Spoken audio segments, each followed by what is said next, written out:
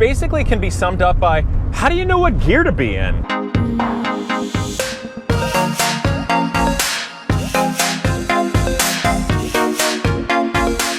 What's up, people? Just out in the countryside driving my old Porsche 944, and I had somebody write me today with a really good question about driving stick, which basically can be summed up by, how do you know what gear to be in? Okay? And that seems really simple, but honestly, that is a fantastic question and something that we definitely need to do a video on. So it goes without saying that the beauty of a stick shift car is you get to choose when to shift, how to shift, and what gear to be in. And if you get pretty good at it, it's a lot of fun because you're connected with the car, you're connected with the machinery, and honestly, that's exciting. It's fun if you're into mechanical things. Of course, if you're just getting to point A and point B, maybe you're stuck in Los Angeles or New York traffic, stick shift can be a drag, and I can totally understand wanting to drive an automatic. But if you are going to enjoy driving a stick shift car, how do you know what gear to be in? Seriously, you taught me how to shift, man, but what am I supposed to do with this? All right. So generally speaking, when you're driving down the road for longer distances, let's say at a 55-mile-an-hour speed limit or 65 or 70 on the highway, you're probably going to be in your top gear. So that could be fourth gear if it's an old car, fifth gear, or sixth gear. God only knows what they come up with now. The reason being is that top gear is made for fuel economy. So if you're driving straight and level and you're driving the speed limit and it's over 55 miles an hour, you're probably going to be in your top gear. The reason being is your RPMs are lower. The engine at that RPM range is able to make a reasonable amount of power just to overcome the rolling resistance and the drag of the air and maintain your speed at the best fuel economy, okay? And that's why you're in top gear. However, if you got a big hill coming up and you don't have a gargantuan torquey motor, or a diesel, which could be gargantuan torquey. By the way, right now, the things I'm gonna say really don't have anything to do with whether your car is naturally aspirated, supercharged, turbocharged, well, hybrid's a little different thing, but basically it doesn't matter. Just if it's a stick shift car, it all applies. So let's say you're driving down the speed limit, you're going a long way, you're in your top gear. But if you come up to hills, or you got to pass somebody, or you're going down a hill, how does that change things? Now basically, let's start with going down a hill. Let's say I'm in fifth or sixth gear like I am right now. I'm at 55 miles an hour. By the way, I'm sorry guys, it's dead flat out where I'm at right now, so I really can't show you that. Let's say I got a big hill coming up. I will just come to the hill and I want to maintain my speed, but I'll just start let off the gas. And if you're coasting and you're in that top gear, you're just doing some gentle engine braking. It's not hurting your motor. You're still making oil pressure, everything's fine, but your engine can brake. When you don't have the throttle open, it doesn't have that combustion happening.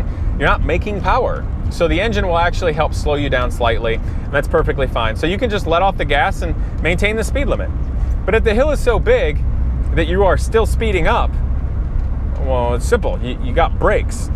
In that circumstance, I would just gently start using my brakes. Now, people are going to say, Casey, I live in psychotic mountains. You can't just do that. You got to shift to a lower gear. Great point. You may also have to shift to a lower gear, because if you're going down a steep grade on a mountain for a long, long, long time, maybe you have an older car, maybe the brakes aren't so good.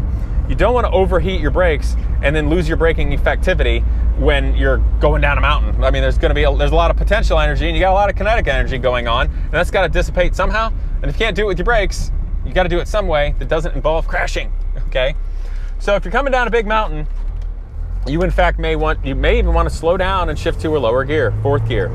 And the reason being is, for the same reason, if I'm in first or second gear, the amount of acceleration power I feel when I hit it is greater in a lower gear.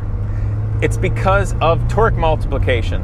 You have different gear ratios, and if your engine, let's say your engine makes 200 foot-pounds of torque at 1-to-1 ratio, like right out of the crankshaft. But if you're in first gear or second or third, it's a torque multiplication. You're able to put more torque to the rear wheels, and that's why you accelerate quicker. Of course, you have to upshift because you're going at faster speed. So it has a lot to do with the reason why cars accelerate faster at a slower speed, notwithstanding cars with massive amounts of power and aerodynamics and coming into aerodynamic effect and all that kind of stuff. Okay, you guys are smart, I know you always want to find a way to trip me up, but that's cool, it keeps us all on our toes. Anyway, so you may have to shift, if you're going down a big grade, you may have to shift to a lower gear, maybe from fifth to fourth, and mind your brakes. But you just want to be mindful of your RPMs. You know, if you're coming down a mountain and you got that thing darn near at red line, you're not being nice to your motor, okay? 3,000 RPMs is kind of a lot. Kind of halfway through the power band, you're gonna make a lot of torque. If you're revving it beyond that and using engine braking to slow down a mountain, you're kind of at your max engine braking. And if it's too fast, you need to get it woed down to a slower speed and just get it down at gentle. So that's something I want to bring up. Let's just start there. You can downshift, you can use your brakes, but mind your brakes. How long have you been on the brakes? You know, that kind of thing. For most people, you don't have to worry about that, but I want to bring that up, so we're going to get into some other things. So let's get back up to just normal speed limit here. I'm going along. Okay, let's say it's just flat and level, and I want to pass somebody. Okay, well, when you're going to pass somebody, you want to get around them quickly, okay? And the other thing is, look, you know, don't break traffic laws. Make sure you can see a long way. Maybe if you're in a congested areas with a lot of mailboxes and houses close to the road, even if it's a 55, 60 mile an hour speed limit, maybe don't go bonsaiing people there. Maybe wait, you know, maybe don't be right up on their butt, you know, things like that. Let's be safe. But when it's time to pass somebody, I want to get around them quickly, okay? If they're going under the speed limit, honestly, I'm gonna get around them as quick as I can. I'm not gonna say I'm gonna break the speed limit, but I don't want to be in a lane where there's oncoming traffic. So I'm going to get around them in a quick, efficient, and safe manner. And doing that does not usually mean it's best to accelerate in top gear, because that top gear is for conserving fuel. It's for fuel economy, not making a lot of noise and being nice to your motor. And I got a stop sign, so I kind of ruined my moment to do it right now. But if I'm gonna get around somebody, let me get back up to speed to show you. I'm gonna downshift, and I'm gonna get around them when I know it's safe. You obviously gotta have a turn signal on, everything like that.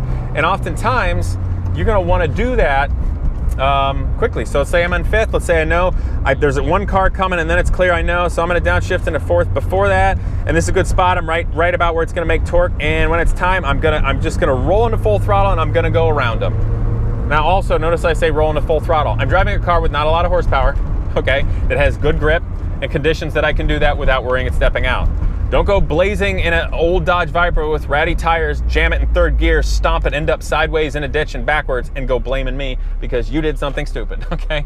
But you want to get around them quickly. If your car makes plenty of power and torque and you can do it without downshifting, great. Do that safely, okay? But I bring that up because you can do what's called lugging a car. And you can do that in any gear, but you can do it in top. So this person wrote me about hills in a stick shift car.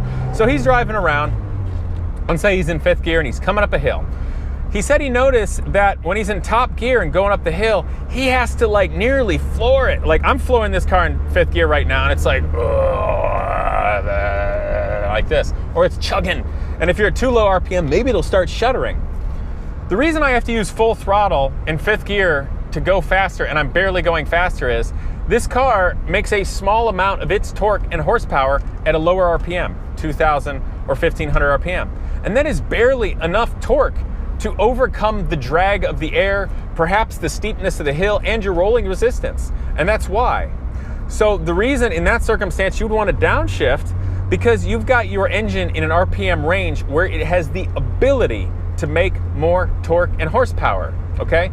So you will potentially be using less throttle to be able to do more work and go up that hill at the same speed, or in the circumstance of a low horsepower car on a really steep hill, you know, start slowing down less, okay? You have a better fighting chance of getting up it. So remember that, guys. Let's say you have a normal basic 4-stroke engine in a car. Usually they idle at somewhere between 750 and 850 RPMs, and usually the red line's somewhere between, say, 5,700 and 7,000 RPMs, notwithstanding a lot of cool stuff and funky stuff. And the point of that is, the higher your RPM, the more the pistons are going up and down. That means the more opportunity they have to make power. Okay, so it just goes to show, if you're driving along at 2,000 RPMs and you floor it, that car's not going to accelerate very well. If you are driving along at 3,500 RPMs and you put your foot in it, it's probably going to accelerate pretty good. But conversely, if you downshift so far and you put it way up by red line, it's also not going to accelerate as well as if you were down in the RPM range. Because once you go past the torque curve, which usually happens maybe 1,000 RPMs before red line, it starts dropping off. So for instance, I'm driving along now at 55 miles an hour. In fifth gear, I'm at 1,900 RPMs, or 19.5. And if I floor it, oh God, I'm basically not accelerating at all. It's not doing anything. But if I downshift into fourth, I'm at 3,000 RPMs, and if I accelerate, that's pretty decent acceleration for this motor in this speed. But if I come back down to it, I could shift in a third. Let's see what that is. That's 3,800 RPMs. Now that's ideal because it's going to make the most torque and horsepower, and it's going to be in the gear for a while, and boom, I can really get it done.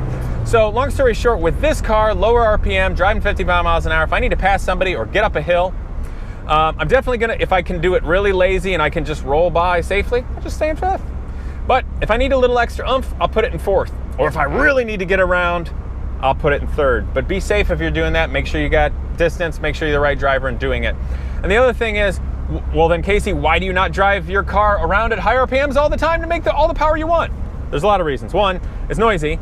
You're gonna burn a lot more fuel, okay? So as an example, there's things called like volumetric efficiency. There's places where motors are more efficient. And factories usually do a good job of matching the gear ratios for the general speed limits in whatever country you live in to have the car be the best performance and the most efficient, okay? So I remember once when I was a younger guy and I had a 944 back when, I let a buddy drive it who was having a great time, and he was speeding. He's doing like 65, 70 miles an hour on a country road, and he just left it in fourth. Meanwhile, the engine's at like, I don't know, 3,200 RPMs. He's like, and I'm like, dude, there's no need to this, just upshift. You'll save gas and you're not gonna be buzzing the motor. And keep in mind, every time that engine spins around one time, you are wearing it. So the more it spins, i.e. the more RPMs, the more wear you're putting on your motor. So think of also the gear shift as your ability to conserve your car. It's your ability to be nice to it, and it's also your ability to immediately rally the troops of horsepower to do work the way you want it. Whether that's passing somebody, getting up a hill, doing an autocross, or drag racing. Drag racing on a strip, not on the street, you guys. So that's really it. I hope that helps. It's a conversation you never hear, and like I said, I just hope it helps. And that's it, guys, but enjoy it. Driving manual transmission's a lot of fun when you can do it well. It gives you something to enjoy. It gives you something to do. And manual transmission cars are generally more fuel efficient than an automatic transmission. So something good to keep in mind. It's a lot of fun. So I hope you guys enjoyed this. Comment below if you have any other questions. Thanks for writing in, and I'll see you guys next time.